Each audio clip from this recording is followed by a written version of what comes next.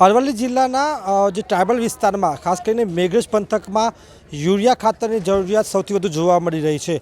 તેના કારણે છેલ્લા 15 દિવસથી ખેડૂતોમાં જે પુરુષો હોય કે મહિલાઓ લાંબી કતારોમાં જોવા મળે. તમને દ્રશ્યો પાછળ બતાવી દઈશ એક વખત કે હું હાલ મેઘરજ જે સેન્ટર છે ખાતરનું ત્યાં ઊભો છું. યુરિયા ખાતર માટે આપ જોઈ શકો છો કે જ્યાં નજર પડશે ત્યાં લાંબી લાંબી લાઈનો છે, કારણ કે ખાતર ખતમ થઈ જાય છે પણ આ લાઈનો પૂરી થતી નથી. અને એવા સંજોગોમાં આપ જોઈ શકો છો કે મહિલાઓ પોતાનું કામ છોડી અને અહીં આવવા માટે મજબૂર બની છે.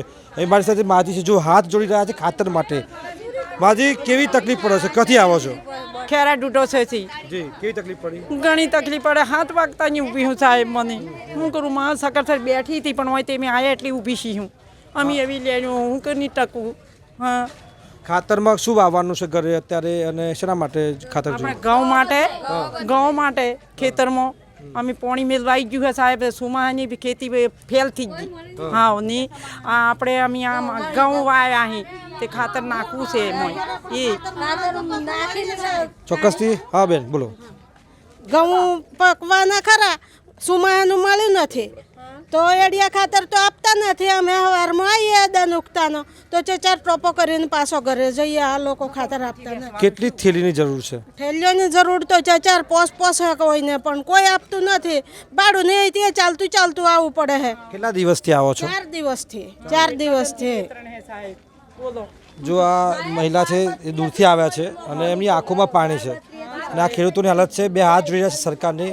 સરકારે ચોક્કસથી આ પ્રકારની જે અછત ખાતરની જોવા મળી છે, વલખા મારવા પડી રહ્યા છે અને ચોક્કસથી દયનીય સ્થિતિ છે. તમને દ્રશ્યો બતાવી નાના નાના બાળકો સાથે અહીંયા આવી રહ્યા છે.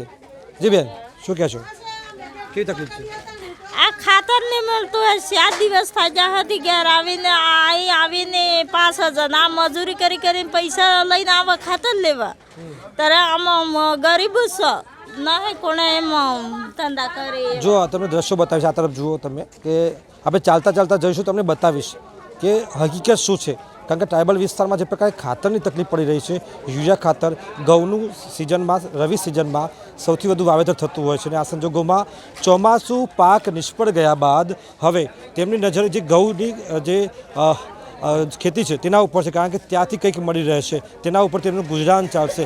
ઘરમાં અનાજ આવશે તો ઘરમાં બાળકો ખાશે, પરિવાર ખાશે. પરંતુ આ સંજોગોમાં આપ જોઈ શકો છો કે લાંબી કતારો છે. કાકા, જી કાકા બોલો. ખાતર મળતું થી 4 દન થાય એમાં અને ટોપો કરીએ કાલે. હીરાટીમાં છે. કેટલી ખાતરની થેલીની જરૂર છે? 10 થેલી જોઈએ હે અને 2 થેલી આલે પછી 10 થેલી ખાતરની જરૂર મારે જોઈએ. હું 10 થેલી ખાતર મારા વિગતો 3, 4, 5 વીઘો હોય, 5 વીઘો જેવી. એટલે 10 થેલીઓ ખાતર જોઈએ પણ કોણ હાલે? ખાતર હાલતા નથી. અને 3 દનથી ટોપો કરું. ખાતર તો બધું આ ગોડાઉન બને. ક્યાં ભરી મૂકી છે? આ હેલા ગોડાઉન મળે એ ભરેલું અને ખાતર. જો આ તમને બતાવી જશો કે ખેડૂત જોઈ શકો છો આપ કે લાંબી લાઈનો આ મેઘરજની હાલત છે અને આ છેલ્લા 15 દિવસથી હાલત છે.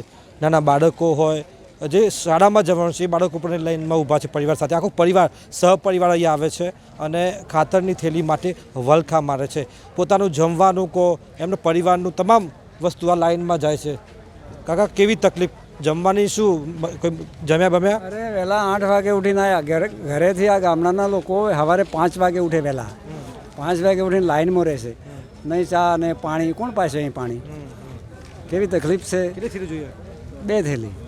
2 જ તો મળે છે, વધારે જ જોઈએ છે પણ આપતા નહીં ને. કેટલા દિવસથી લાઈનમાં ઊભા? આ 3જો દિવસ થયો. 3 થી 4 દિવસથી લોકો ખેડૂતો લાઈનમાં ઊભા છે. તમને આ તરફ આવીશું, જોઈ શકો છો કે આ લાંબી કતારો બતાવીશ કે થાકી ચૂક્યા છે લાઈનમાં ઊભા. આ એ ધરતીનો તાજ છે જે લોકોના ઘર સુધી અન્ન પહોંચાડે છે, અનાજ પહોંચાડે છે. એમની સ્થિતિ જોઈ શકો છો કે લાઈનમાં ઊભા થાક્યા છે, શાંતિથી બેઠા છે.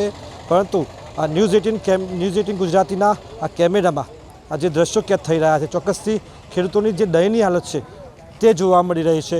સરકારને એ જ વિનંતી છે કે આ ખેડૂતો સુધી ખાતર પહોંચે, યુરિયા ખાતર. એમની ખૂબ મોટી માંગ નથી પરંતુ જે પ્રકારે મગફળીનો પાક નિષ્ફળ ગયો અને ત્યારબાદ તેમની આશા હવે રવિ સિઝન ઉપર છે અને હવે આ સિઝનમાં પણ જો સમયસર ખાતર નહીં મળે તો ખેતરમાં પાણી આપી દીધું છે અને સમયસર ખાતર નહીં મળે તો તેમની ખેતી બરબાદ થઈ જશે, તો ખેડૂત બરબાદ થશે, તો ચોક્કસથી બધાને નુકસાન જશે. તો સરકારને આ બાબતમાં વિચારવું જોઈએ અને જે ખેડૂતોની સમસ્યા છે તેમની સમસ્યા નો હલ લાવવો જોઈએ.